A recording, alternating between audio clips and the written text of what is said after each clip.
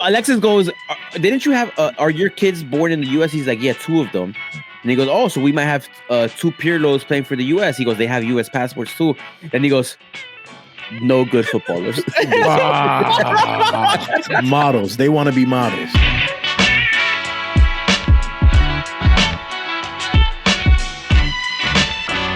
Yes, sir. You know the fucking vibes. NYCFC Forever Podcast is back with another episode. Ladies and gentlemen, hello. How are you? Sanchez, what up? Buongiorno. Buongiorno to you too, my friend. Buongiorno to you. Buongiornos. For those that know, Hey, when you're here, remember, when you're here, The family. You don't. You know what? Speaking of family, and you're here, I ate some real legit Italiano food yesterday. From where? Some spot in Stanton, Italy. Real. You know how Italian it was?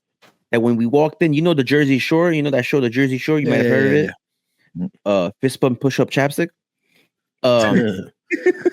Angelina, the one of the cast members. Yeah. Her grandmother was in the restaurant eating. Oh wow! How did y'all know it was Angelina's grandmother? You seen her on the show? Sure, she's on the show a few times. That whole family, I think, has been at some point on screen. So I walked in. I was like, "Oh, that's Angelina's grandma. This is the spot. This is it right here. Nice. We're about to now. eat." Hold on. Let me ask a Jersey Shore question. Wasn't Angelina original member and she like left the show early? Yeah. She came back. Yes. She got the dap. Yes. She went and got came back. Yeah. Yep. So she went and got like a new face, a new body, a new everything. So she came back as a brand new character. Oh wow, the upgrade. I am Angelina 2.0. Wow. Wow, my boy. I did not run into Nona's having Italy food. I've been chilling though. I've been in the Bronx. You got some food though. There's a restaurant in Staten Island called Nona's too. That's the one where actual grandmas go and cook. They have like a rotation where. Oh, I've seen that on the Instagram, social medias and shit. The night I went there, it was Sri Lankan night. Okay. Sri Lankan night. And I had a little bunny. Nice. Oh. Wow. Yeah, I was like, this is all y'all got today? Hey, I'm gonna be honest with you. Yo, when he said that, I thought you were saying like something in a different language, like a bonnet, like BONA or some shit. Nah, he talking about a rabbit. He ate like a hair bonnet, or no, I'm talking about Roger. I mean, don't get me bugs. Look, I won't be the other one, Daisy Rabbit, whatever the fuck her name is. The little shorts, the Pum Pum shorts from Space Jams. Oh, Lola. Lola. Lola Bunny. I've never had, but I will say 12-year-old Dave was spanking into Lola Bunny from Space Jam back in 1996, bro. I believe it was. Oh man. Oh my god. Anyway, Yousef, what up? Yes, what up, guys? Yeah, that's a very Latino thing too. Conejo, hey, like Conejo. That's 12-year-old. Hey, yo, Jesus Christ! Eating conejo. A lot of my family has had always wants me to have conejo. I'm like, I'm conejo. Is that something that you enjoy? Facts. I'm desiring. Yeah, I'll try it maybe one day, but it's just like I'm sure it's fine. I have a thing about pets and being my food, You know what the thing was for me for the little rabbit I had? I felt like for the price point and the amount of actual meat you get on this thing. Yeah. Nah. I mean, it's small. It's a small animal. Exactly. You know? Is it expensive because it's a rarity, or is it expensive because it costs $39.99 at Petco? Like, why is it? It's probably like how when people eat like quail. You know what I mean? Like such a small bird. So quail eggs? Quail eggs and shit, But anyway, we ain't fancy for that. Dave, how are you doing? I'm doing well, man. I'm doing well. I'm happy. Yeah, man. Life's good, bro. I'm excited for the season opener. I was excited for yesterday's game, but the results were kind of whack. But yeah, man, I'm good. All good on this side. We'll get there, buddy. We'll get there. Listen, we might as well just get on to it. You see this little scarf here? This scarf here? You see my SC banner? Yousef, your turn. I have a bunch and he's hiding right now. Your book bag on the wrong side. There you go, man. It's my book bag right here. Bow. This morning, we're recording Sunday evening. Today was the what was the official title of the day? The 10-year anniversary. That's kind of just, it was just that. I think 10th anniversary pop-up event, jersey pop-up event. The kickoff event. There's always like an event before the home opener where fans can go and they'll have like an activation. It's the jargon. It's called in the email. It says 10th anniversary pop-up event. Straight all right to it. So today was that, and we had 11 a.m. time slots because that was founding member time slots. Nice. And which was my time slot, by the way. And in this pod, I did not wake up till 11:45 this morning. And in this pod, we found the members. We found the members, which is true. All right. So we were there bright and early after a long night last night. We'll get to what happened last night, but we were there this morning, and I didn't know what to expect. What'd you think to expect? After last year, I thought it was just gonna be like, I knew you could buy one thing, and then I generally did not know if it was gonna be like I can get a book, I can get a drink, like none of that.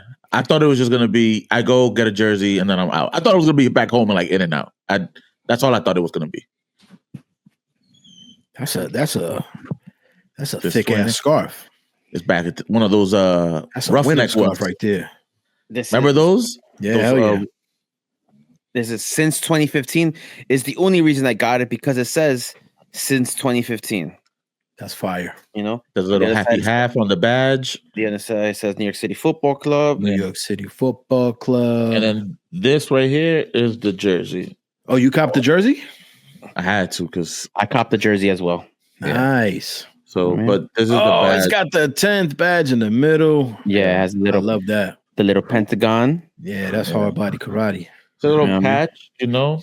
But a little patch. A little patch. It's all good. And I think the team is gonna go ride this 10th anniversary wave imagery all season long, even in the little pennies that they exchange with the other team pre games. Yeah, it says 10th anniversary, the imagery, and then lower it says the game or whatever.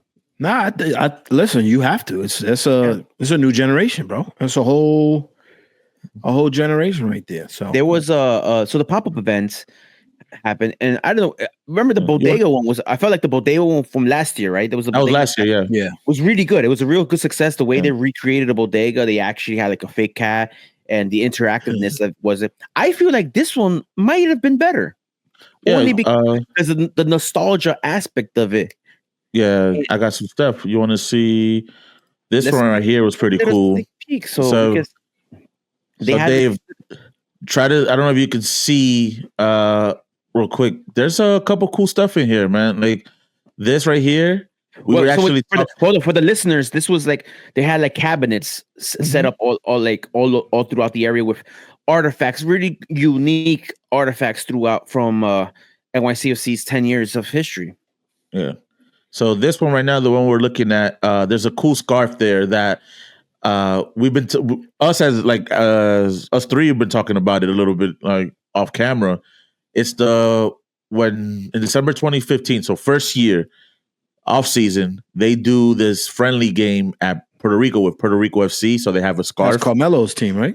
Yeah. Well, at that point, yeah, it was Carmelo's team, and we were talking about it because there's like a picture of Villa, or not really a picture. It's kind of like the camera pans to Villa, Lampard, and Pirlo, just on like beach chairs, just lounging. Oh yeah. I remember. It's just like on that. To see them like, yeah. So like that was a funny imagery, but it's pretty cool, man. Like Tajuri Shardy stuff. Like what else we got over here? We want to see. They had all the jerseys in our history on the walls. They had a room with the jerseys, like the parlay jerseys. They had the MLS Cup was there. The Eastern Conference Cup was there. The Campeones Cup was hanging around somewhere. So, trying to get friends. So they had some music playing. That year one. We see the whole wall. Yeah, cool. I was championship. That's the best jersey right there. Yeah, it was pretty dope. You know, it was very interactive. They had a good like the mock-up of a New York City vibes. They had a payphone, which I didn't find out till the end of the night. At the end of the event, when we were leaving, the one of the workers was like, "Yo, you could drop a message on the payphone that they're trying. That's fire, bro. The team is gonna do something with the audio." So like, I pick up the payphone. Hold on, I think I have that. Hold on, I just want to be able to show people because that was amazing. What, did you record me or did you photography me? I photographed me. Yo, the English language, even though it's the official language now, is not an easy official language of the United States. Did you photography me? Yes, I photography you, Sanchez. All right, it's not an easy language. So you gotta look hey, how you doing? I was calling the plug right there. I was like, yo, you got 2 for 25? You look like it. I had to pick somebody out the room who know the plug. I mean, you know what I'm saying? Sanchez look very bro. Sanchez look very comfortable picking up that payphone. I checked the quarters and everything. Yeah, you check for the quarters. Yo, and shit. When I saw that, I had to do I haven't done this in so long. Was the flick up and grab? Yeah, and then just grab it in the air. I love that. I used to love that, doing that shit. Just what's up? So you pick up, and I can't really tell whose voice it is. Me either, bro. There's a couple more voices. Whereas, like, welcome to New York City Football Club, celebrating our 10th anniversary, blah, blah, blah. Please leave a message at the end. And you leave a message. I left the voice note message. Back in the day, we used to call them messages. You know? Now it's a voice note. You know, or whatever. Voicemail. You know? Voicemail. Yo, let me ask y'all something, though. Dímelo. Because, Yousef, you posted that first picture, and it had a huge, huge picture of the Daily News, and it had somebody on there. I'm not going to say names, but if you saw the picture, you knew who was on there. Yeah. Was there more stuff of him there? Yes, because they had loops of highlights and videos. Okay. And you can't really escape that. You know, like you can't really escape that. So that's the only way I can put it. You can't. Sanchez, you dying over there? You good? What's going on? Something in my eye, bro. Yeah, look, they have. I don't know if for those that were there on day uno, would probably recognize. Sorry about they had this music going crazy, but that top one right there, historic home opener. Yep, I got that somewhere. Yep, and it was a half and half season. You know, it's a good nostalgia, moment. Like you kind of was looking around and you're like, oh, this is. I see so many things like that. It was unique. Like they had like a little lounge room where you just viewed the jerseys. There's more jerseys hung up. There was an MLX jersey from when we played the preseason game there. I didn't take a picture of that because fuck them. Yeah. And then all of a sudden we're wandering around, and all of a sudden I hear a familiar voice in the sky, and it's Alexis Guerrero's. Hey, shout to Alexis Guerrero's of the Cooligans. Yes, he was there, and he's like the other show. Wow, I just blanked on it. Which breakfast footy? Morning footy. Got it. Breakfast footy. Because they show the breakfast in the beginning. Yeah. Anyway, go ahead. Continue. So, and I'm like, oh, he's emceeing. I guess there's more to this than just the visuals around you. There's more. But I already had a hunch there was more because he said, "Gather around. We're gonna get started in a few minutes." Whatever. Yeah. I get a hunch because while we're walking inside the building, there's like a security checkpoint inside. I could see someone jaywalking, crossing the street the window of the door, and from far away, I'm like, that's Andrea Pirlo coming this way. Yep. No way. With the Scully on, sunglasses, jacket, peacoat, really looking real Italiano. Real suave. Looking like Andrea Pirlo. Looking like Andrea Pirlo. Buongiorno. Hey. And then I'm like, good guy that I am. I'm like, hey, I'll open the door for you. How you doing? Welcome to. How you doing? Give him the little handshake. Welcome back. The guy at the door thought he was sneaking in. He was like, yo, are they cool? And I'm like, bro, this is a World Cup winner. I'm like, bro, he won the fucking World Cup. Are you what? Is he cool? They're way cool. He is the epitome of cool. All right? Chill. He's the Dos Equis cool, bro. Like, that's cool. Chill. So then I'm like, I start thinking about it. Also, cool? When Alexis Guerrero was talking, I'm like, oh, I'm just thinking it's gonna be Pirlo, bringing out Pirlo. I haven't seen anybody else up to that point, so it's just like, like, cool. I'm excited. Even the next level of excitement starts, and then Alexis starts going about the presentation. He starts calling out players. First player he calls out, Tony Rocha. I pronounced it like he did. There you go. It's stuck on you. So he's stuck on me because Alexis told me afterwards. He's like, "Did I pronounce his name wrong?" And I'm like, "Yes, you did." Rocha. You said Rocha, and I just said Rocha right now. Tony Rocha comes out, big pop, MLS champion. True that. There's not many people who walk through that door that could say that. You know what I mean? Doesn't matter what you did, won in all these other mini leagues. But RJ Allen comes. He took the day off from the pizzeria. Came from he's a real estate agent now, or he owns a real estate company. Listen, my man had the Paulie Walnuts haircut. Yo, I saw that flick, yo. He had to bro. Combed all the way back. It's lower than the Paulie Walnuts without the grays. With the wings. No wings? No wings. But he has the how you doing? Yeah, I'm gonna wait until Sanchez introduces the third guy again, just because you're doing it all. And then he did then he brought Andrea Pirlo, big pop, and they had a little thing there, man. It was kind of cool, and little panel there. The last person there's the translator, which we come to find out that Pirlo does not need a translator because he spoke to us in English. My man decided language, bro. Give the how you doings. Yeah. And then we wind up taking a picture afterwards, a little meet and greet mini. Leave that picture up so the people let the people see. Bro. Why you took it out so fast? Also, why you not smiling, yo? Oh, I was smiling. Also, I was upset to be there. He's like, yo, hurry, let's go, son. I was a little. It was cold, bro. So I had, It wasn't cold inside, though. Yeah, so that means I was warming up outside with a little help of our, of some bud, and I was a little high. So so this was pretty cool. One thing that I don't know if Yousef, you caught this when I gave everybody a handshake, Tony was. He actually spoke to me. He goes, "Nice to see you again. It's been a while." I was like, "What the fuck?" Nice, bro.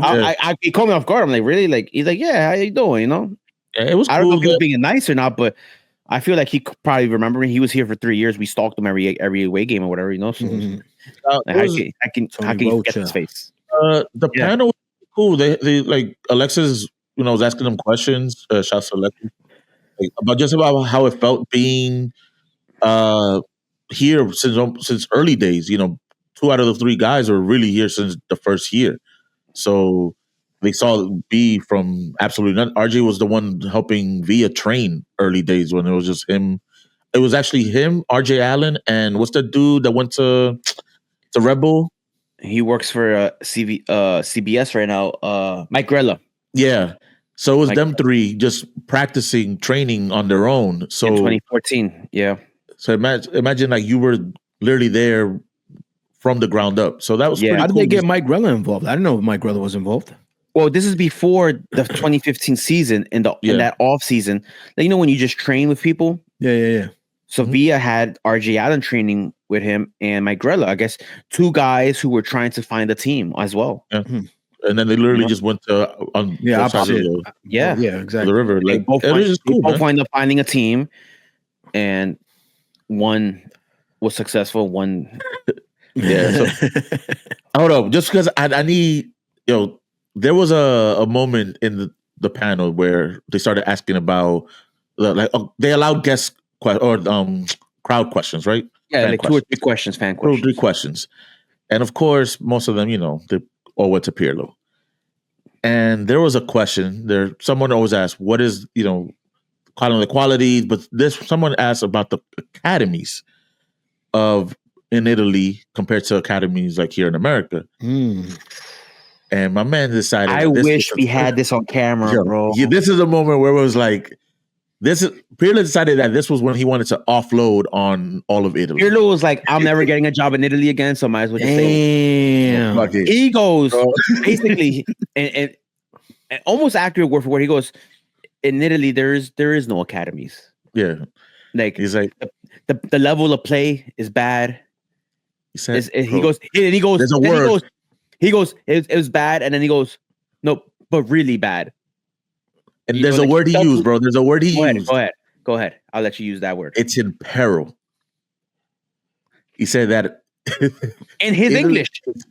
In English, he didn't know how to use a translator, bro. He used his own translated mind. Said, "Hold up, I'm gonna say it, and then I'm gonna say it again." He said, "In peril," that the Italian youth system is that they're not bringing up anybody, which is crazy to say.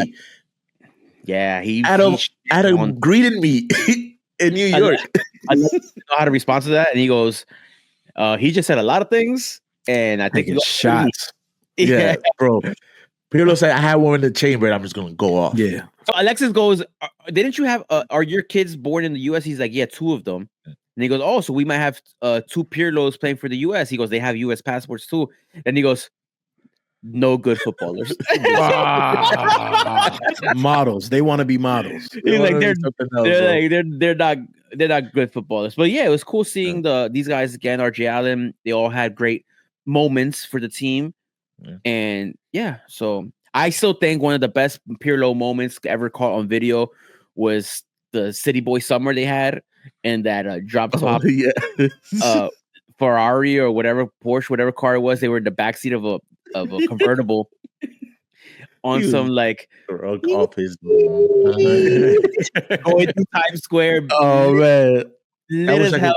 It was him via, I think their spouses probably, and there was another guy. There was someone else there, and they were Sanchez copas deep. Dímelo. I want to know, if you're gonna think that the line that you said about New York was,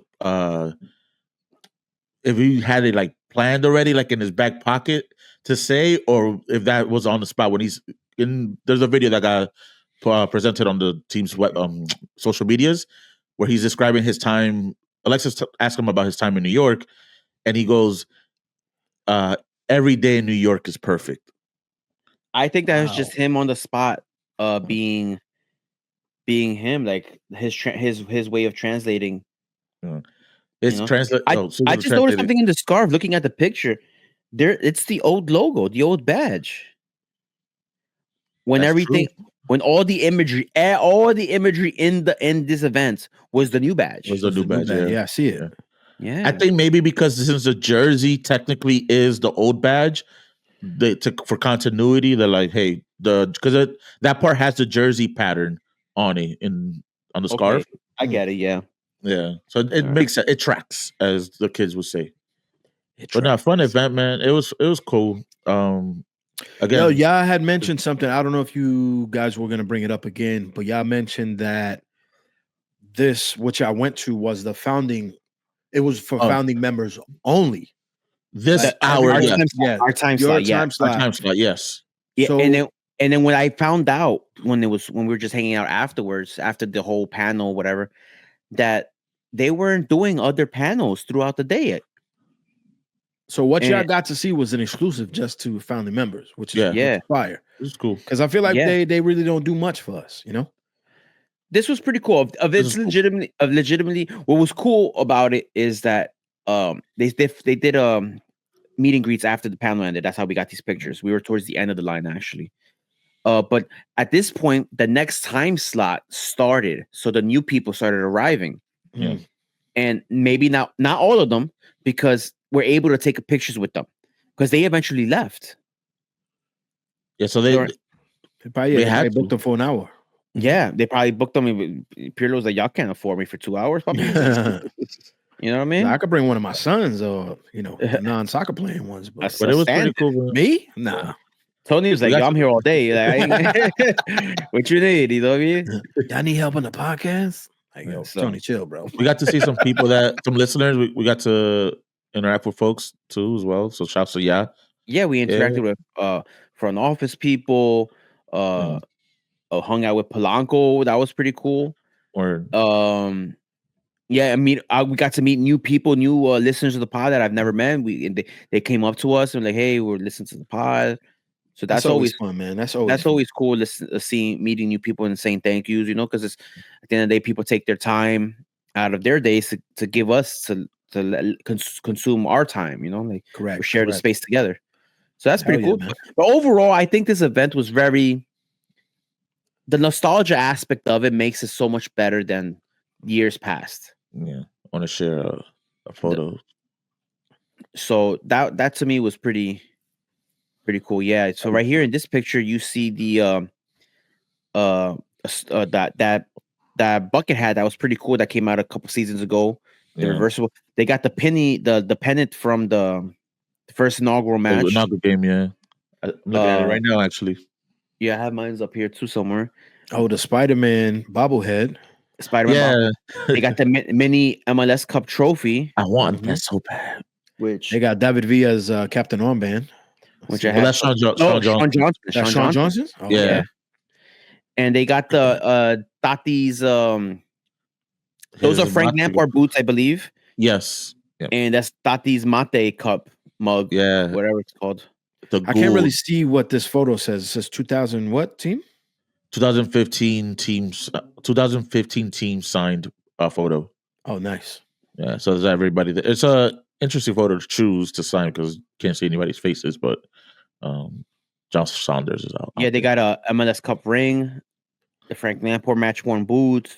They got a picture of Andrea Pirlo taking a corner kick that's pretty iconic in Ecuador against Emelec, which was a pretty great atmosphere. That was a great photo. Yeah, I think I had that for a long time as on Facebook. Like one of them banners or whatever the fuck they call them on Facebook and shit. That picture's fire. Background stuff. Yeah, the background and shit. Yeah. Yeah, so that was pretty cool. But yeah, overall the Campeones Cup was in a unique spot, which was pretty cool. Yeah. It was tell them about the little artifacts that were in that room. They had a MLS Cup ring, a championship ring, just on like the desk. I'm like, that's might not be here all day. Like it was just there, not behind the glass or anything. I'm like, okay, bandidos, yo. Yeah. And then it would be us to think about, like, hey, it was like they have. Remember the mug they gave out at the bowling alley a couple years ago at the member event. Was it still in your trunk? No, they're not in my trunk because they're in my glove box. Are they in your glove box? Because that's where I put them 3 years ago or 2 years ago, whatever that was. I just left. It's still there, Bobby. Every hard speed mug, you get a little clanky clank, a little reminder. Clink. Something's in there. I'm glad y'all enjoyed that shit though. Let's move on. Let's move on to okay. So the road trip you guys had? No, a little road trip. No, wait. First and foremost, the trip up north. We decided, hey, let's go to Newburgh. We were cordially invited to go hang out in the 845. And I don't mind. I said, I'm not doing nothing else on a Saturday night. Yeah. Let's take a little road trip. I tell Yousef, I had a kind of borderline. I had to convince you, Yousef, to go. He's not even driving. I'm handling other stuff in my family. Not even driving. I'm handling other stuff here at home. I had to be like, yo, no sleeping. Hey, is the reason why I needed to make sure not valid? It was a valid reason. Okay. But it's not like we were going to freaking LA or something. We're taking an hour drive. Yeah. I worry, you know. All right. So we decided to go upstate. We tell Dave, Canadian, bonjour. Bonjour. Why don't you meet us halfway and meet us over here at Newburgh? Meet us halfway. And we went to this bar that I didn't know what to expect, to be honest, because of the name alone. The name alone, 151. You know, like the drink. Yeah. 151. I'm like, that is some real Newburgh shit right there. Some real hood shit right there. Yeah. People drinking 151 still. People, I didn't even know they still made 151. They still do. That's wild. But and let me tell you, when I pulled up, there was an SUV, all black tinted windows, all black. The Newburgians that came out of that car, bro. I was like, we about to get into some shit, son. It was one, you know what I'm saying? They had that energy. You know, they had that. Yeah, man. It was like, y'all look like extras from 8 Mile. You know? Like they was in the crowd. Was that the I know exactly what you're talking about. Yes, the SUV that got rear-ended. That got rear-ended in the during halftime. It was those Fulios that were in that. Imagine that would have been hilarious. It came out. Listen. Nah. But listen, we had a great time. It was a good crowd, over 25, 30 people there. It was good. Great hospitalities. The food, I ain't gonna hold you, but burger went down nice. It got a little spicy over there at the end, though. The burger. I've never been to a bar where they said like, "Yo, we don't want to serve you no more because y'all drank all the beer already." Yeah. Like, do y'all not like that was this is the point of your existence. That was the theme though of the night, because they brought it up again. Because at some point, I want to say it was Kev, he had ordered more shots of Henny. Yeah. And the dude poured 2 shots. And he was like, yo, you got to figure out something else to have shots of, because there's no more bottles of Henny. And he goes, with the OD attitude, y'all killed 3 bottles of Hennessy. Okay. And like you act like you order more than for free. You know what I'm saying? Y'all making money. Yeah. Like it didn't make no sense. Like, y'all were literally making money. It was just, tomorrow when they got to put their purchase orders into the distributors, they're going to have the money there. We got to order a lot. Oh, that's probably why. Yeah. They don't have that cash. They ran out of Coronas, they ran out of Modelos, and they ran out of Hennessy bottles. So how many times complaining about it, bro? How many times have you heard in the bar, we can't sell you cubetazos? Because you drank them all. But it's because you drank them all. There's no more crazy to give you. Which is crazy if you think about it, bro. Like, but I've never been to a bar where they ran out of drinks. I've never seen that before, ever in my life, yo. I've been on the plane where they ran out of drinks. 45 minutes into the flight, where I've seen stuff like that. But hooligans on the flight, the NYC brethren decided to pound breakfast Stellas, son, at 6:45 at the boarded. The lady had the audacity to say, y'all not the only ones ordering these drinks. Yes, the fuck we were. Like, nobody else in that bar was ordering anything. There's 4 sides to this bar. 2 sides were us. Yes. Yeah. And the stragglers on the bar. Yeah. And then, because it was a really big bar. The bar itself, the physical, the bar counter, whatever you want to call it, that was pretty big. It was a nice little space. It was a nice space. It was cool. But then I heard some guy that was on the other side of the bar tell the bartenders, like, y'all better go to the gas station, go buy 24s. Ooh. Because valid point. Nah, for real. Valid point. You want to continue making money tonight? Yeah. Go. You know they're drinking it.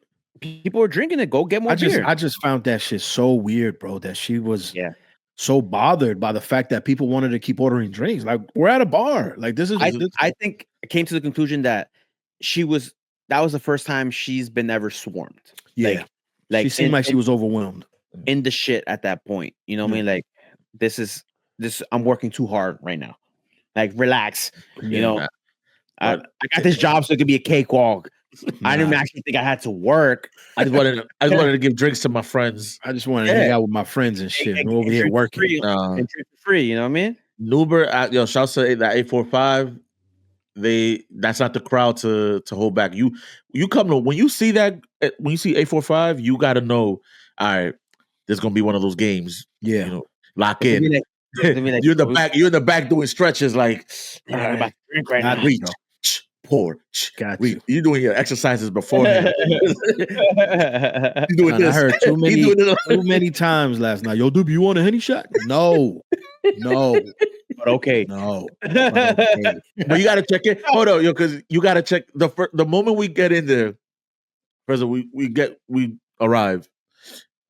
What's the first thing that happens? Yo, so you guys have to check in. Why? And I'm immediately like, I was like, fuck. I was trying to avoid those. I literally did one of those, like, no. Maybe they might not see me. Maybe I'll blend in with the locals. Maybe I'll blend in and shit. Maybe I'll blend in. Immediately check it. Because it's crazy. Because I had to ask him about that Florida. For some folks that's seen it on social media, they made this random dude just check in Florida. I'm like, you got to check in. The old puppy. Yeah, you always got to check in with. Son, you know what's hilarious though?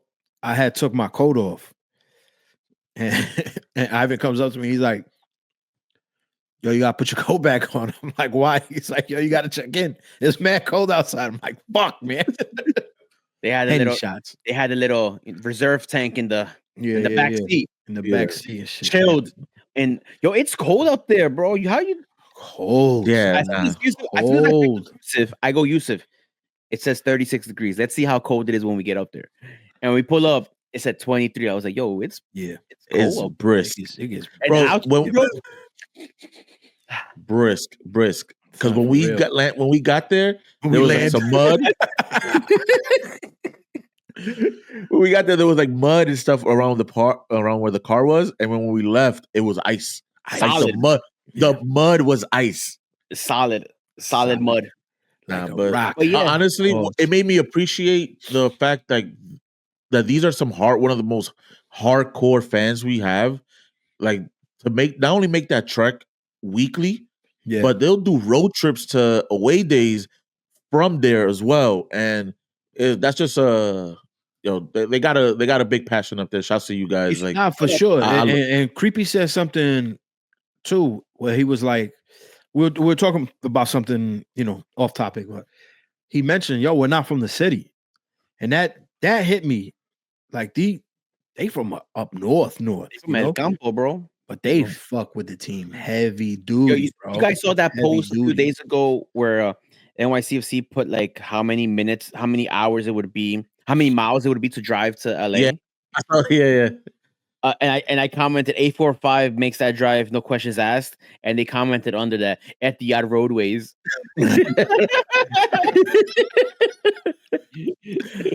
Fuck yeah, man. That's some good shit though. Yeah, the watch party was dope, man. I had a really good time yesterday. That was really fun, man. Really fun. So moving on to the team, we had a signing this week. Yeah. So bang, bam, bam. Boom, bam. Alonso Martinez little contract extension through a few more years. Look at that guy. I like that picture. Yeah. That signature is atrocious. I'm sorry. He's a handsome gentleman. That signature like he signing with his wrong hand.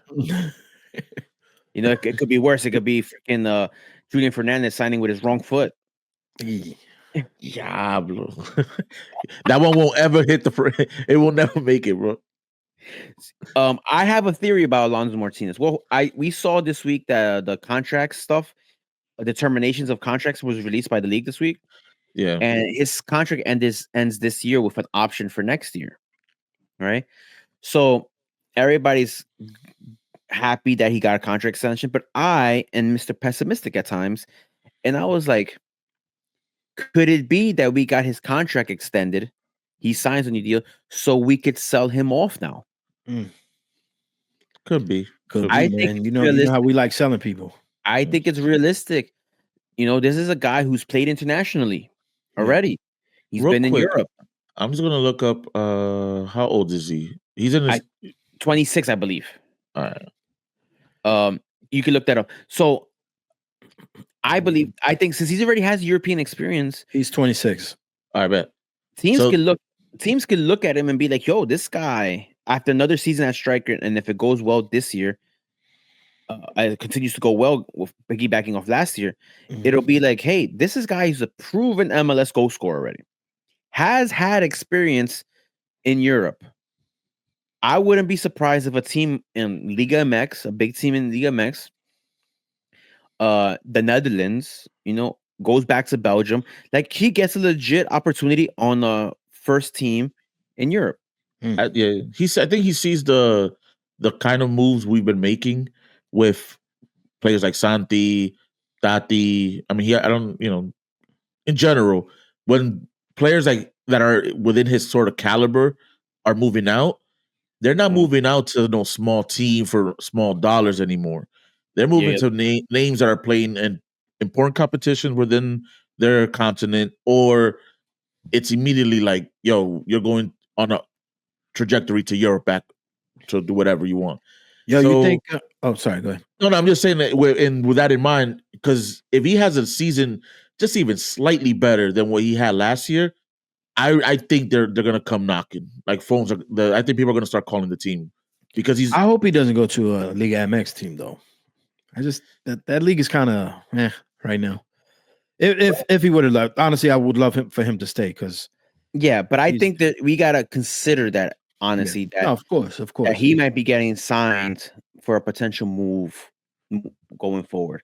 This team, at the end of the day, does business. They are a very business first type organization, and if they have an opportunity to make a profit off, it's crazy how we talk about human beings about making profit off them. But yeah, I mean wasn't that a whole thing this past in the league where they're like, yo, you traded me with no, but it wasn't with the trade's a little bit different than actually like selling players to other teams, but it's I would not be shocked if he makes a move. And would I be shocked if he makes a move this summer? Probably not.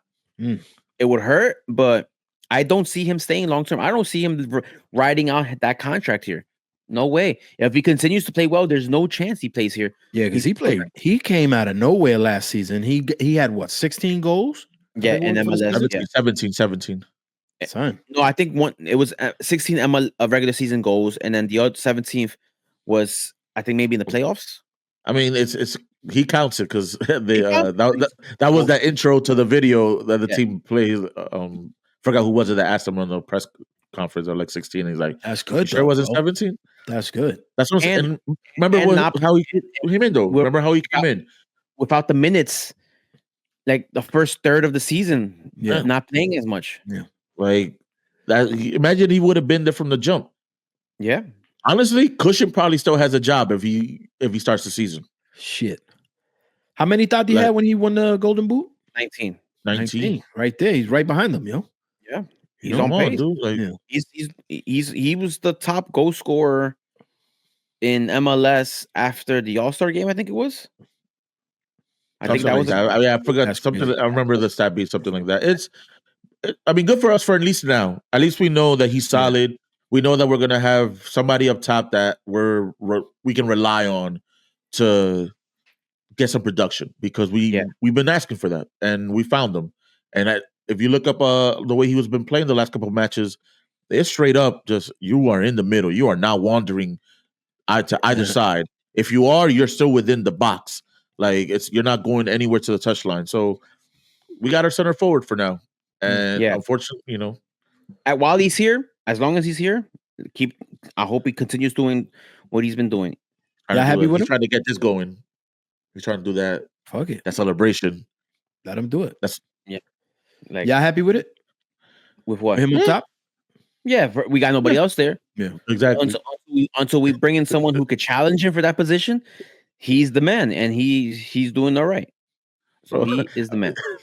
Forgot who was it yesterday. Was it creepy that I had mentioned about a sub, and he just yells out to me. He's like, "It's all we got." Like, it really is though, man. It really is. Y'all want to talk about the lineup? Yes, sure. Why not? It was a game. This game, man. 11. Yeah, bam.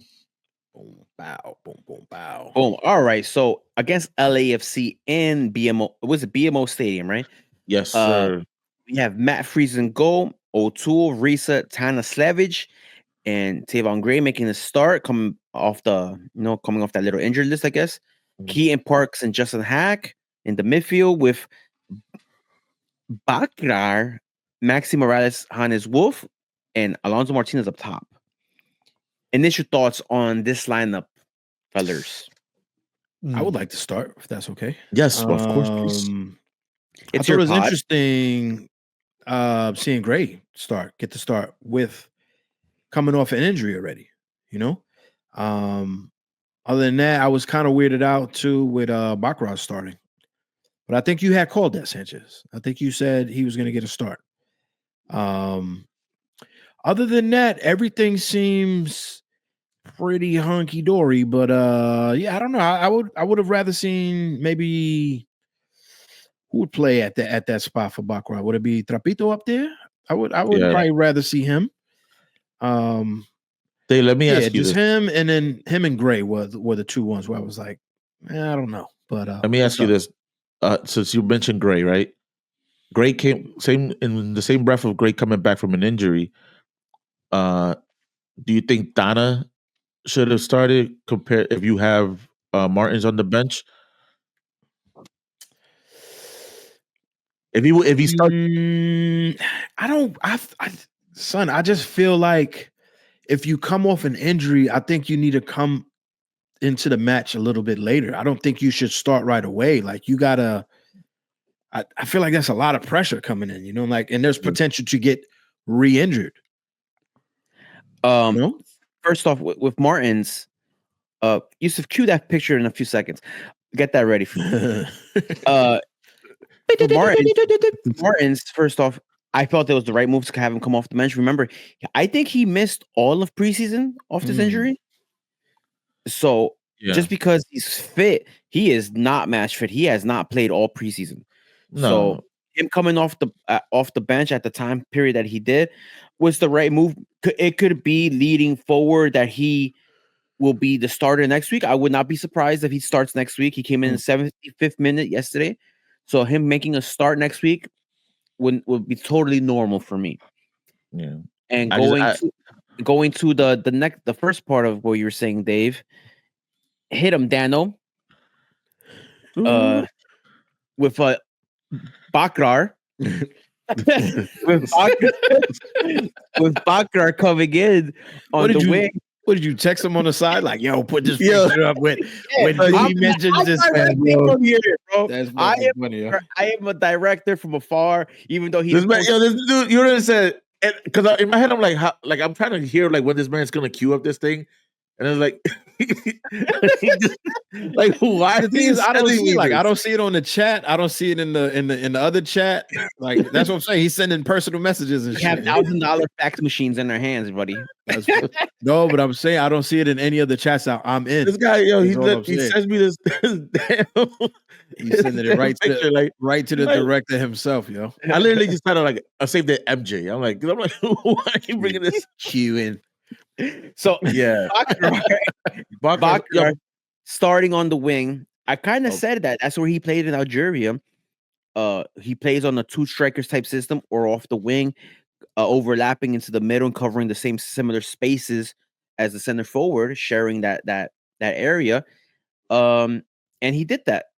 Maybe they should hire me instead of waiting till a week before training camp starts, like hire a coach. I'm here already. Yeah. Some people, I saw some folks online saying that they're liking him and Alonso's chemistry. I'm just not sold on Baccarat as a player. Like it's just like he just shows no he's not dynamic. He's not especially on the wing. Like for what it looks like, we're going to be a very energetic type of team, or trying to be that kind of team. Baccarat doesn't really give me the, hey, there's danger on that side, But now you gotta ask yourself, there's no fear in the opponent's heart. You gotta ask yourself this: is he the best option we have on the roster right now in that position? Because of the answer is yes, then it's the right move going forward.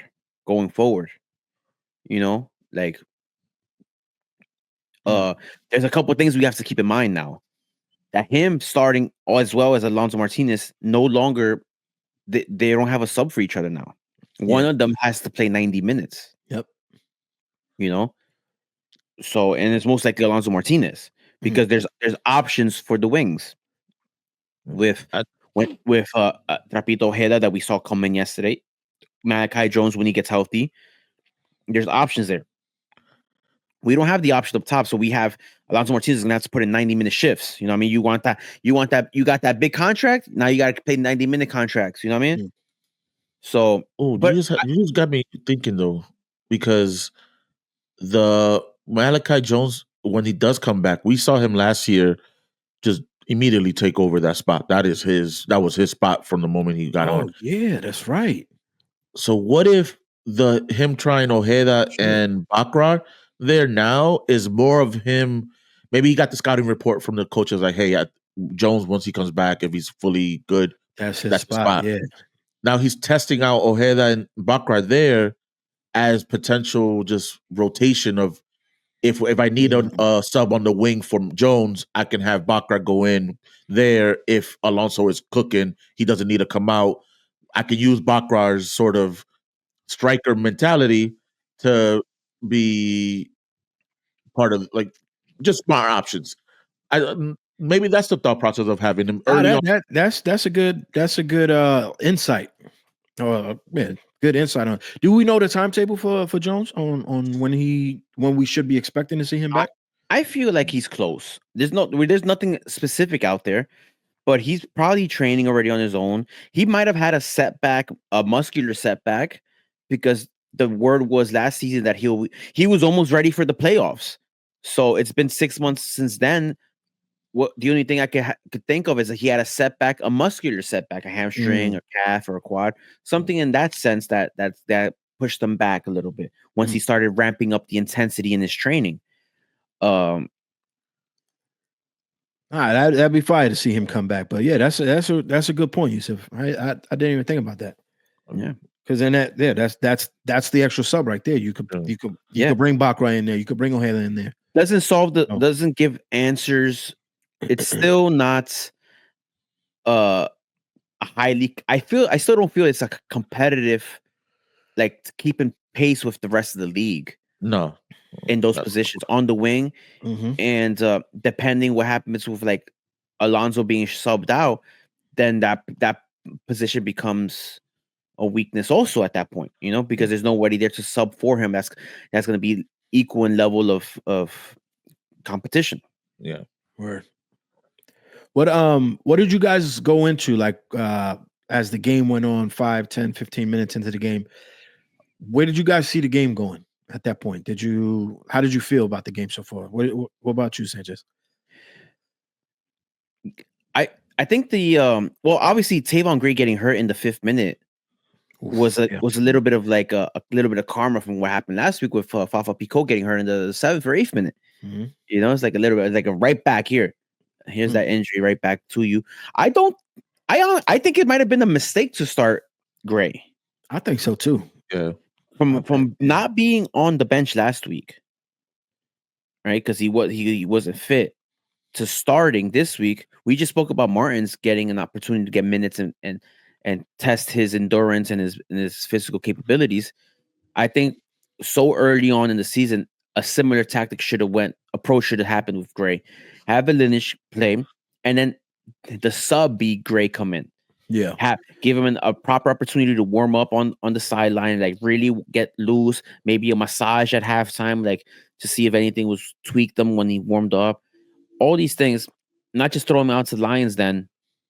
And 5 minutes later, literally 5 minutes later, he's calling for and it's a hamstring. You can. I read his lips. He says, I think I pulled my hamstring. He said. So hope now we have a dilemma. How long is he out for? If it's a week or two, I can imagine he would have loved to have been at the home opener next week, playing.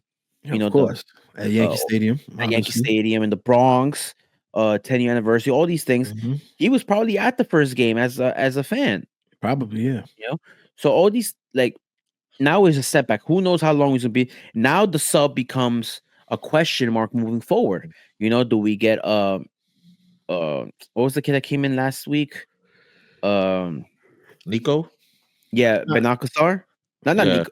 That's his last name, Benalcazar? No, Nico Benalcazar is he's not on the team anymore. Yeah, exactly. It wasn't Cavallo? Cavallo. Yeah. Him. So now we got to put the weight of a nation on weight of a city on no, it's serious because now we don't have we jeopardized our bench now. Now we got to go into deeper into the bench to get like I'm not knocking the kid. It's just an unproven commodity at this point. And yeah, he had some success against Miami in his first time, but what if a Lineage gets hurt now early on? You're gonna put this kid in, play 80 minutes, 75 minutes. So you're gonna have to do it again. We're not gonna have no choice, obviously. Like but we got. That's all we got. You know what I mean? That's what the man said. So yeah. So I'm looking at FOTMob for Malachi Jones. It said mid-March. Expected. That's next week. Yeah. So I don't think it's gonna be. No, I don't think so either. March, but maybe full contact practice maybe in March, but he's on his way. He's on his way.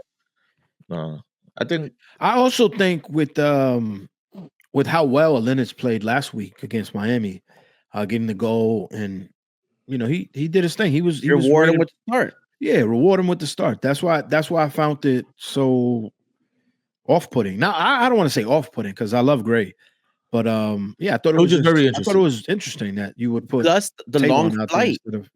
The long flight to the West Coast that takes a toll on the body. This guy's coming from a muscular injury. Mm-hmm. The sleep schedule messes you up. All these things take a factor into your body, and I think the coaching staff made a mistake here. Genuinely, it's on the coaching staff that this guy got hurt. I think there was another coaching mistake too, but I'll bring that up later when we talk about substitutions. But I think for the next couple, like what you're saying, like by the time it got to maybe like right in the middle of the first half,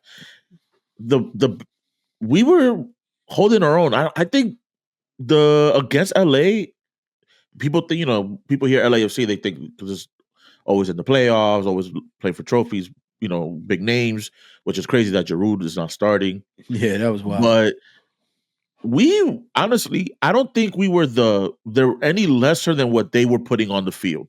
If anything, we were the better team for the most part. It was just it felt like a battle of the midfields for the most part. Like no one really could finish. I think they kept showing up the expected goals on screen, and both teams were like 0.4 LA, 0.3 New York. Like it felt very.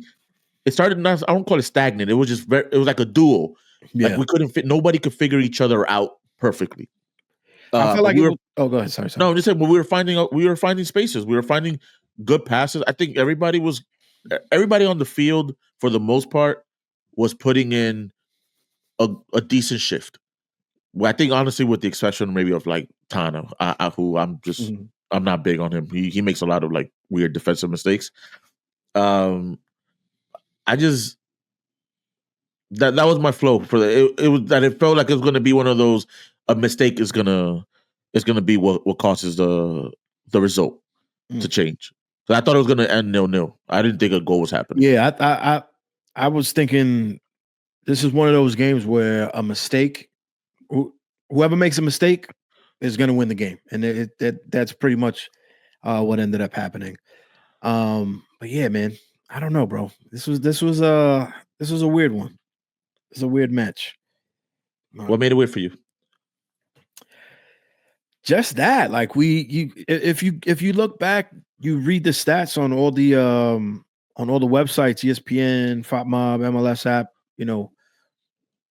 We kind of had the better stats, but like we really couldn't do anything. And LA kind of in the same boat. Like I was expecting a little bit more from LA, obviously because it's LAFC, but like, the first 10, 15 minutes, you see that, they're not really doing anything.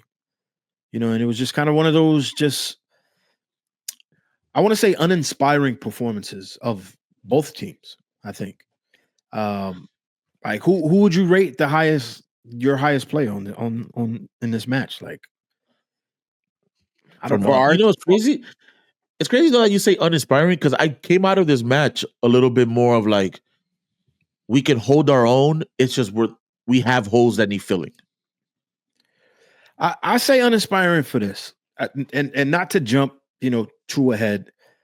On Saturday, this coming up Saturday at the home opener, we play Orlando. Granted, they play Toronto, but they put 4 on Toronto. That makes me a little nervous going in. Like watching this game against LA, that's what I mean by uninspiring. I feel you. I was more inspired after the Miami match because I was like, yo, we might could put it on LA. And then we went out to LA and it was just like, I don't really know.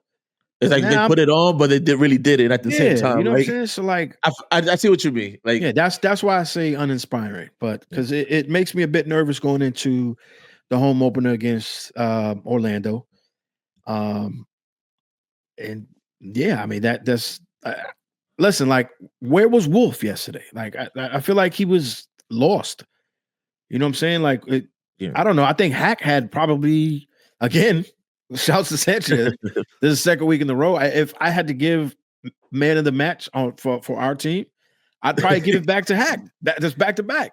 You know, I'll say Maxi would be my for the most part because when Maxi was gone, it was like a downhill spiral for us. Do the picture again, Yousef. Nah, fuck that. I'm not doing that shit to myself. Fuck out of here. You know, like. I think Parks played all right. You know, I'm gonna be honest with you, bro. I don't because I'm starting to see sort of like where Keaton is like, do we need to move away? Yeah.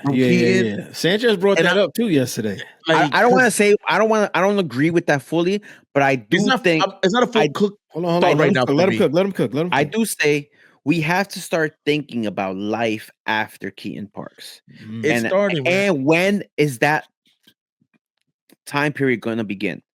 You know, because okay, we got Andres Perea, but we're showing Andres Perea coming in as a sub for Maxi Morales.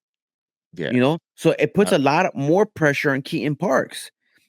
And in years past, Keaton Parks wasn't a 90-minute guy game after game. You know, we had success when Andres Perea would come in for Keaton Parks and kind of spice up, rejuvenate the attack in moments with fresher legs in that type of position. Yeah. So now with Maxi Morales being subbed off in the 60-something minute for Andres Perea, it kind of puts our offense in a chokehold, and it also limits the rest of the offensive players we have. You know, because now we no longer have someone who could keep possession. Keaton Parks, he's never been fast. Speed has never been his thing. So we have to find speed somewhere. We have to find someone who can hold the ball, make the passes, move the ball. And I don't know. He just looks off to me. Maybe he's not. Maybe he's having a difficult time adjusting to the system. It's like how they say that, like, you know, like when someone don't pass the eye test. Like these two matches, like seeing him play, he just think about it. Maxi is what, 38 years old or something like that at this point. Maxi looks more match fit than he does. So and often, and granted, I could be bugging out, but he doesn't even like when you say like do the small stuff. I was tracking him because like rewatching the game. And I'm like, dude, there's certain times where I'm like, you make the worst pass. Like you have the pass that needs to happen is whatever it needs to happen. You got the player literally looking at you like, I'm in open space right now. And you don't make that pass. You go either backwards or I think there was a moment, I think, when Maxi was to his left, open space. Keaton has the ball and passes it over to his right where 3 defenders are hounding our player. So it's just like, yeah, I'm just saying the thought is creeping into my mind of, I think Keaton might be on his way. Yeah. Cheers, fellas. Cheers. It's one of those nights. It's like, it's that point in the night. It's like, I gotta go. I gotta open up a cold one. Yeah. So drinking a seltzer. Yeah. You didn't have to say that. People would have been like, Sunday night drinking a beer. Oh, I already have one. Right. This is my right. Second or third one here. Oh, look at that. No. But yeah, man, uninspiring. Keaton Parks, uninspiring. I remember saying that the game. I said it multiple times throughout the game, maybe 2 or 3, but around the 80th minute, I said this game has tie written all over 0-0. Like both teams weren't really threatening. Surprisingly enough, Olivier Giroud coming off the bench kind of spruced up their attack in a way. Yeah, of course.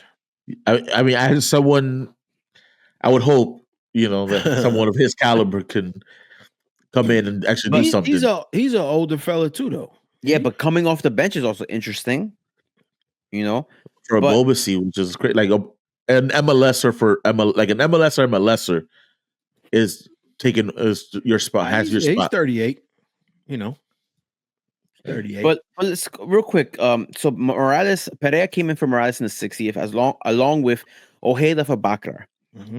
I didn't see much difference for Ojeda when Ojeda was on the field that much. Nah. Later on in the match, Fernandez came in for Wolf, which I have my thoughts on Wolf. I mean on Fernandez. He's if we know that he doesn't have a right foot and we're not playing the game, that means everybody else playing the game on the other teams knows this as well and know how to play him differently. Yep. Push him to his right. There's nothing gonna happen on that side. Nothing gonna happen on that side. The moment that lineup comes out, I feel like every team has that just written, like circle like crazy. Just they're like, yo, on the chow, bro. It's time to eat on this side. Wait, I mean, man, like get the fuck out. And the same thing goes with when he's on the defensive side. They know which side direction to attack him towards. Yeah. That was sorry, continue. No, I was gonna say the time Slavich for Martins in the 75th minute as well. Yeah. My biggest thing, and I brought up before, because you had said starting Gray was a mistake. I think the other mistake was, or is, putting Pereira in for Maxi. I mean, I just don't see it, bro. Like, listen, I'm no coach. I'm just a dude who loves his team and watches the game. But I don't see. That was what Sanchez was saying. Like, look, when he comes in, yeah, I'm agreeing with Sanchez, yeah, like no one comes in and like distributes anymore. Because Pereira, when he used to come in, he'll be your center defensive mid / box to box 8 that can score, that wants to score. He's not your 10 though, distributing them. He's not controlling the game for you, So, and I saw that in Miami, he kept bumping into people's runs because he's not in a place where, like, I guess mentally, we're in that match in that way, like, oh, I know I have the camaraderie or the chemistry to know where my strikers are going to be in these positions. But yeah, because you play like 30 yards back half the time. That's where your mentality is. Mm-hmm. It's worrying me that he keeps going back to that sub. Listen, I said it last week. Play the damn kid, man. So real quick, play the damn kid, man. Blue City Radio had a tweet. Yes, I was hoping you would bring this up. Yes, last night or earlier today, whatever it was. It's a shame. Shout out to Mike Gander. How you doing? It's a shame that NYCFC doesn't have a young U.S. Argentine central midfielder to organize the attack once Maxi Morales comes out of the game. This one comment under it, as we all know, is Agustin Carrizo, which is Maximo Carrizo's father. He comments, "Very good question indeed.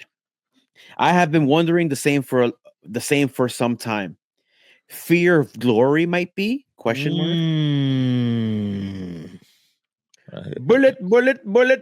Fear of glory might be. Yeah. Huh? So very interesting. But it's also valid question. But I stand firm. He's probably not ready yet. The system wise, not ready yet. He's been with the team now, I think, just 2 weeks at this point. Just over. You convinced me of that. Because I was team Carrizo. I'm like, play this motherfucker. Be like, he's getting called up nationally. He's cooking the twos almost. Play him. And then when you said that, that's when it hit me. I'm like, Yeah, there's no chemistry. Like he has no chemistry with these people yet. Like I give him not part of this team. I give him no more than another 2 more weeks to have to make a debut. You don't sub him for the home opener? No, I'm saying 2 more weeks max. You know, like after the 2 weeks, he has to be playing by then. You know, because at that point it would be 5 weeks with the roster, with the team consecutively, building, practicing regularly, learning the scheme, everything. At that point, it becomes a question of why isn't he not playing? That's when you can seriously sit down and question why is he not playing. But I also think he might make an appearance in one of these 2 games, especially if we have the lead. Yeah, late in the game, and the most he goal and the more goal lead that it is, the higher of a chance that he is to play. 2 goal lead in the 70th. I think he comes in. He comes in. Yes. When was Maxi sub? Maxi was subbed in the 60th. 60th. Let me double check. Confirm. In the 60th. 60th. Because here's the thing that with him, especially with Carrizo, right? Argentinian background. So his dad, very Argentinian. The one thing we know is the quote unquote, the Argentinian 10 no longer exists in the world of soccer.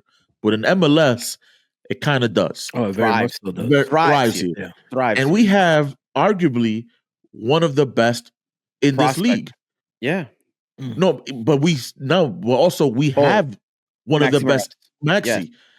Who best to be like, oh yeah, arm around the shoulder, listen to me, young fella, like, let me show you the ways, and you gear him up to be the player that we already know he can model with the skill that he already kind of naturally possessed, that is making him to be this like wonder kid that still has not played a first team game. Let him cook, but no. I stand firm. He might not be ready yet. I'm just throw that out there. Maybe put him and Maxi in a box together, like on the field alone, and be like, go. Maybe the next match, maybe not. Maybe the match after. I see the match against New England being a stronger possibility than the match against Orlando. Damn, I'm hoping for the Orlando one just because I'm gonna be there. I want to see that. I want to see that happen, man. So let's get to the goal real quick, and it comes off his poor clearance. Burke Reese had a couple of those questionable clearances right before that. Mm-hmm. Yeah. Could you leave that up for like more than a second? There you go. Yeah. It's because we become really tiny, so it's like. Burke Reese with a poor clearance, instead of he tried to volley it off, like have a volley off the air, right? And he hit it with like his upper thigh area, maybe, right? It was weird. It was a clumsy clearance, very clumsy.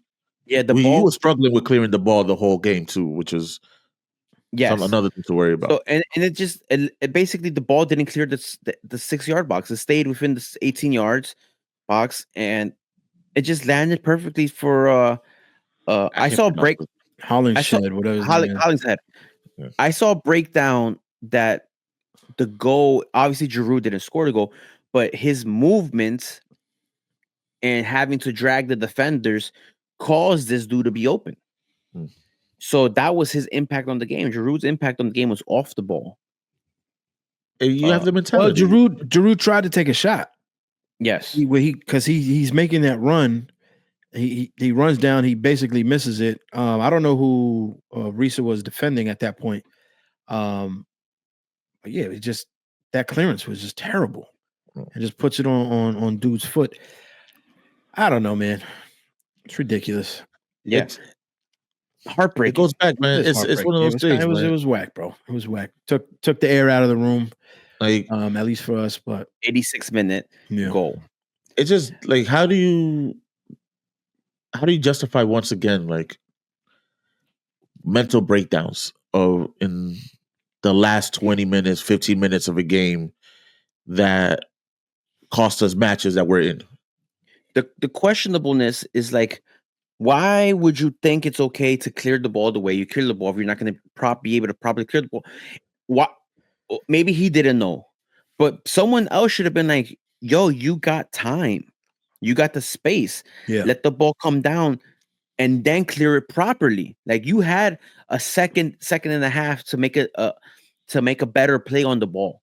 You did not have to rush that ball to clear that ball. He could have let the ball bounce and settled it and launched it to the fucking moon. But trust the people around you. You have a great keeper. Yeah. If it hits the ground, he has time to bounce back up. You never know. It's a lot worse when the keeper is receiving a shot from 6 yards away. Like it's almost impossible to save that. Yeah. It's just rough. I just want to say this, man. I fuck with Sanchez heavy. That was a good insight, bro. Because I'm rewatching it right here, and he had time. There's no one around him. There's no one around him. You got two players on the floor, pretty much. You got, let me see. So Giroud comes in, he misses. You got Giroud, or he's on the left.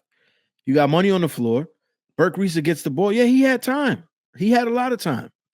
Yeah, I don't know what he's doing. There's no composure. No composure. Yeah. The composure was gone. Fell apart. Yeah. And his teammates have just as much as fault as he does. Maybe he doesn't. He probably doesn't know who's behind them, if there's anybody there or to his right or to his left. But then someone else gotta yell out time, space, or whatever the code word is that they use. Yeah, Justin Hack should have said something because Hack's just ball watching at that point. He's just ball watching at that point. Which needs to go at that point. He's ignoring you, bro. He's looking over here, not at the camera. At that point, you know, holy shit. At that point, you know the game is over. I'm like, this team absolutely over. This team has not showed me anything to say that, hey, we might actually get a goal here to tie it up. Yeah. No, because it's felt tie written all over the whole game. Now losing one, though, it's difficult. You know, let's go on to next week, man, because this game is a wrap. LA. Shout outs to the people who went. I don't know how many people went to the away fans went, but I know people did go. So shout outs to everybody who did make that trip out there. And unfortunately, they had to witness that catastrophe, that debacle, some might say. And a little, I'm gonna throw this little jab at LA. Yo, attendance on a Saturday night. Questionable. What was the attendance? 22,000 and under 100, 22,000 and change and pennies. No tickets, but you saw the video proof. They didn't have much people in there. Like, I don't know what is it. Capacity real quick. So it says 22,000 capacity, but there wasn't the stadium wasn't full. No, it was not full. And LAFC is supposed to be the flag bearers, you might say, of supporter culture in MLS. And when the supporter section has pockets in it, I don't care.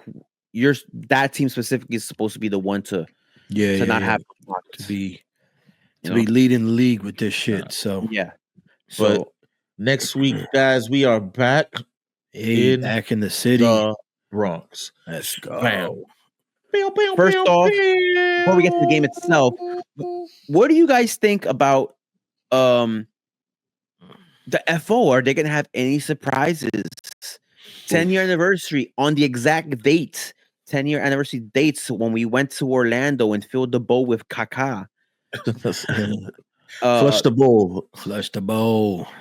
You were at that game, correct? I went to that game. Yeah, I have a great battle story. Like, not great battle, so wrong terminology, but a great story about the game. One of the most interesting things, the MLS, for what it's worth, I didn't know what to expect the first day in Orlando. We organized a bus to take us from the Orlando iDrive area to the stadium. We had a supporters, even though there was more supporters than the one bus, but we decided to take the bus so we could all travel together. The bus couldn't get nowhere near the stadium. Damn. The bus the executive decision had to be made, and the bus left us far from the stadium because there was nowhere. There's gridlock traffic. The cars were not. It was nowhere more. So us 40, 50 of us, wherever it was, walk through the Citrus Bowl parking lot. That stadium is more of like a traditional NFL stadium with like a parking lot spaces around the stadium. And we walked around the gauntlet to get to the stadium. And I didn't know we were going to make it through that. And I was like, oh, this is the first day and this is how it is already. Bueno, muchachos. Ponte pila, mi gente. Ponte pila, because right now this The game, it was like 2.5 hours to game time, and we're like, bro, they're trying to mutilate us. Damn. That was pretty cool. It's always crazy down there in Florida. It's always the story in Florida, in Orlando. But that was that was my welcome to MLS moment. Game 1, Orlando, bus not being able to make it nowhere near the stadium, walking crowd is crazy. But yeah, so it's to the date of a 10th anniversary to the first game ever. Do you think the FO, Brad Sims and company, will have any surprises in store? I think the fellas you saw today might be there. I would say Pirlo. You might have Lampard might show up. Lampard is actively coaching. I don't think he's he's in commentary, so I don't think he will be able to make that. Is he still with Derby County? Coventry. No. Oh, that's wow. Coventry, when he took over the team, they were in 18th place, and they've won 7 of the last 9 games, and now they're currently in 5th. Hey, he has turned them around. Shout out to George Ireland. George Ireland. Yeah. No Lampard then. No. Yo, Poku, remember him? I would think that Poku would be. I would think Poku might be a player that gets brought in. The rumblings. The word on the street is there was a note was sent towards his direction. Yeah. He was a fan favorite, cult hero. Yeah. One of our first cult heroes. Yep. To be fair, and honestly, probably the biggest finesse in business move that we conducted. 750,000 for him. Yeah, it feels like a lot of money right now. Yeah. Listen, I still think it was the wrong decision to sell him. Yeah. I'm just saying. I think he probably had a lot to offer, and who knows what the story. Too, he would be someone to ask to really get to know what happened. Why did you leave? Things were going well for him here. Obviously, when Patrick Vieira came, he wasn't getting minutes. But why? Why was that? That's the nobody. I feel like should we try to get him on the pod? You know what? I'll be completely honest. I'm Facebook friends with him. Yo, hit him up like, yo, what up, friend? How's it going? Maybe for the week after, not next weekend, the week after for the 15th. Yeah, for after that match. Maybe hit him up. I'll reach out for him for that one. Let's see what we could do. We'll see if we can work some magic. I know he's training. He's like in the Tennessee area, I believe. He owns the team. Nixeru, what do you think about him? Mix my I don't know how that relationship ended. That was kind of weird. I haven't seen him in years since he left. But I don't know what he's up to. But exactly. So we'd be like, yo, we give you 2 racks real quick. Come through for an appearance. Show up. Maybe. I think 2 racks. Chris Winger. Chris Winger, he might be there. He's local. He might be there. What's Chris he's an Winger's agent. one? He's the head of Rock Nation Football. Oh yeah, that's right. Yeah. So Chris Winger out. He gets all those. Now the question. No. I'm not done yet. Patrick Mullins, he did score. Oh, Patrick Mullins. I don't know. I don't think so. I don't think Patrick Mullins. I don't think Mullins. Why not? The point is to bring back like as much as you can. Yeah. The people, in my opinion, the players who were there first year. I honestly think, look, all jokes aside, I would be okay with Jason Christ coming through. Oh yeah, why not? I have no beef with Jason Christ. He was a complete failure as a coach. It didn't work out. Yeah. And he hasn't had much luck after that either, to be fair. He hasn't coached no first team since then. No, he's been with the USA program pretty much since then. He was only coaching. He was on Miami bench under under Gary Neville. Mm-hmm. Phil Neville. Yeah, Phil Neville. I would be okay with Mikey Lopez. I don't know if he's available. I think he's playing still. But I don't think their season might have started yet. And maybe he could get away from it for a week. No, Mikey Lopez wasn't here year 1. Sorry, I'm confusing him with Sebastian Velasquez. Yeah, there you go. Sebastian Velasquez. That's another RSL legend right there. You know? What about the Josh Saunders? That'd be cool. Honestly, that would be dope. That would be dope. Big pop for Josh Saunders. Big pop for Josh Saunders. Bro. Watson Sirobi. I'm talking about Jason Hernandez. Well, maybe not Jason Hernandez because maybe even though he's in Toronto, I believe as their GM or something like that, sporting director in Toronto. But all those players in that first roster, all right, will be okay. You can't bring Ned because he's worked for Portland. Doesn't necessarily mean you can't bring him. Yeah, just because he works, he's not playing. He's just making an appearance. Just making an appearance. I guess he don't have to show up to matches. Yeah. You know which one I would think will be the weirdest show up? Bobrovsky, what was his name? Jabrovsky, yeah, with the fucking with the mustache and shit. He was another fan favorite. Jedi or something. I wasn't really. Who are you talking about? He had no minutes, bro. He barely got minutes. Who are you talking about? Bobrovsky, whatever the Bobrovsky played. He actually scored technically. Scored Orlando's first goal ever. Because it hit off him, own goal. Yeah.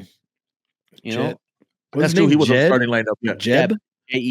But I think he went with Jedi or something with Star Wars. It was Jeb. His nickname. Ooh, what about Shea Facey? He did have the Shea Facey. That's a name I haven't heard in a minute too. Is he playing still? He might not be playing, bro. No, he's done. Angelino's not. Andoni Raola tampoco. Andrew Jacobson, he played number 4. Raola was year 1. Yeah, he came in. I thought he was year 2. He was in that pick. He was the dude in the Pirlo Villa thing going. Yeah. Remember, because he was Villa's boy. Raola's doing. He's doing God's work big things in the Prem, bro. Big things right now. Yes. Javier Calle. I don't even know who the fuck is that. He got injured. He got injured early, and it was like a season-long injury, if I remember correctly. And he just never came back from it. Well, the other guys are still playing. Like Tommy McNamara is still actively playing. I doubt he'll be. Oh, but Tommy McNamara will probably. Where's Tommy McNamara? He was trial somewhere in St. Louis, Portland. He was on trial for Portland. Yeah. But now, like you were referring to, Dave, do you think the big guy, number 7, your captain, my captain, our captain, MVP, leyenda, David Villa makes an appearance?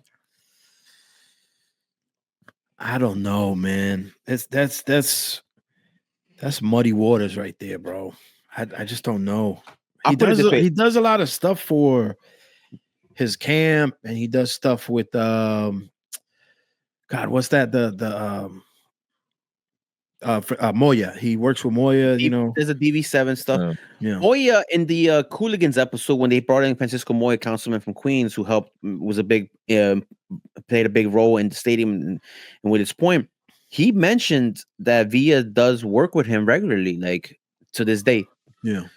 So at the conversations from today at the event, I would say, even though no clear answer was given to us, we have nothing.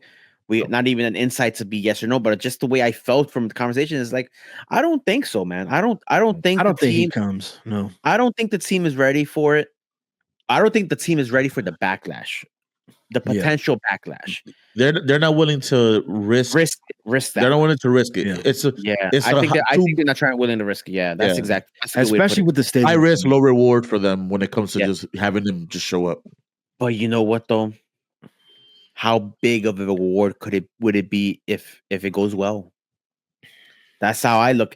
Like I don't think he comes. I think it's the right decision not to bring him. Yeah. But I feel like I think it's the right decision too. I think there has to be a conversation at one point. It's like it's hard to tell the history of this team. Oh, for real, bro. Without including him. And there's so many people who are becoming fans of this team that know about David Villa played here, know that he was great here, know what he did in his past in his playing career, and don't know what happened. Yeah. You see it in the comments all the time, like, yo, where's Villa? Why y'all never show Villa? Yeah. You know what I mean? But then you do see some comments is like, okay, good. You know? I will say this. I want to play devil's advocate real quick. Y'all know Louis C.K., right? The comedian. He did his ridiculousness. He apologized for it, obviously. Yeah. But he's saying enough's enough, and he has a world tour coming up, like a legit world tour. He's going all over, and it's the first time, that he's back doing big things in his world. So I don't know. I don't think you bring him in Villa. I don't think you bring him back. Not just right now, especially with the stadium coming. I don't know. Maybe when the stadium is built, you have that conversation again, because like you said, you can't tell the history of this team without talking about V. You talking about a Champions League winner. He literally won Champions League before coming to won a treble. World Cup winner. You know what I'm saying? MVP. He was the epitome of this team. Scrappy.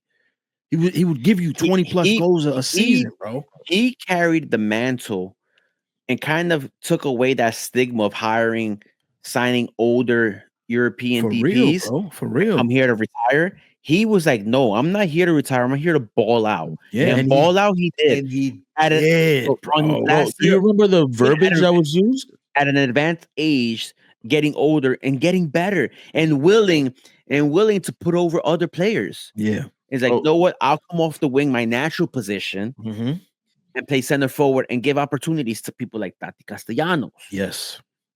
Jack Harrison. Like all these players that he put under the wing. There was no saving Kyrie Shelton. There was no helping. Honestly, I wish we had the button. Yo, put him in the fucking bathroom. Get him out. I wish him and Tati would. He's a right back now. That's what I mean. Kyrie Shelton's a full back now. Damn. Right? Damn, but son. The thing with like the shit that comes with him is like, the talk with him all the time was like, especially like with the people that talk about MLS, right? Twelmans, all those type of people, was that Villa changed what you are expecting out of a DP. Correct. So he changed. He's like, the moment you sign a DP, this person needs to be this kind of player. Correct. Full on.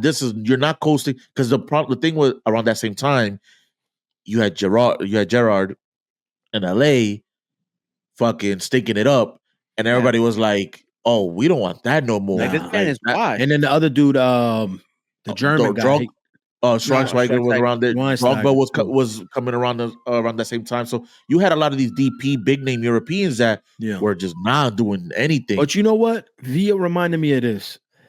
Why? Because I started watching MLS in 2009, I think it was. And y'all remember Robbie Keane? Yeah.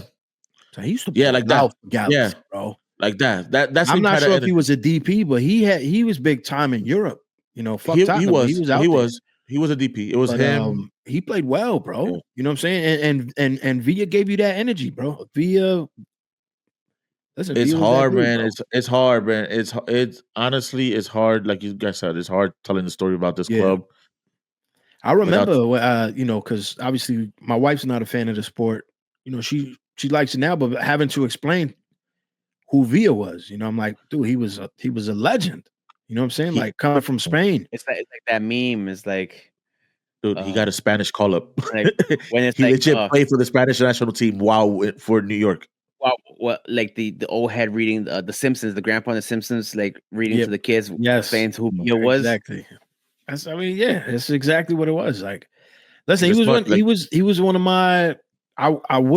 I will say that he was one of my favorite players. Watch it, because I'm not like you, Sanchez. I didn't grow up watching the sport. My first real watching of the game of football or soccer was the Spanish national team. They played against the Germans. What you got there? Oh my goodness! Hit him up, put him on the podcast. Bro. I had his contact info. You know what I mean? Like Schmavich Villa, he's in the phone. He's in the phone book. Listen, like my homie said. Like you said, you can't tell the history of this team without talking about David Villa. Yeah.